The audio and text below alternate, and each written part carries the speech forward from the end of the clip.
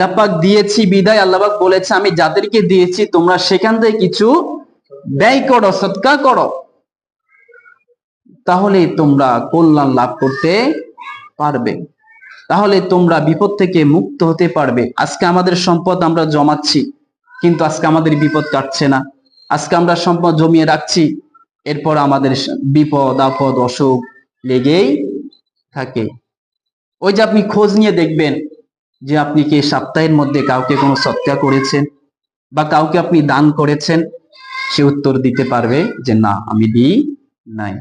আপনি নিয়মিত সদকা করবেন, দান সদকা করবেন, আল্লাহকে খুশি করার জন্য ব্যয় করবেন, তাহলে দেখবেন আমার আল্লাহ পাক যেহেতু ওয়াদা দিয়েছে যে যদি তারা দান সদকা করে আমাকে খুশি করার জন্য, যদি লোক দেখানো দান সদকা করে, এই সদকা নয়, আমাকে খুশি করার জন্য যদি সদকা করে, তাহলে আমি তাদের বালা মুসিবত বিপদ আপদ তাদের অসুখ বিসুখ আমি আল্লাহ রহম করব, আমি তাদেরকে এগুলো থেকে মুক্ত রাখবো।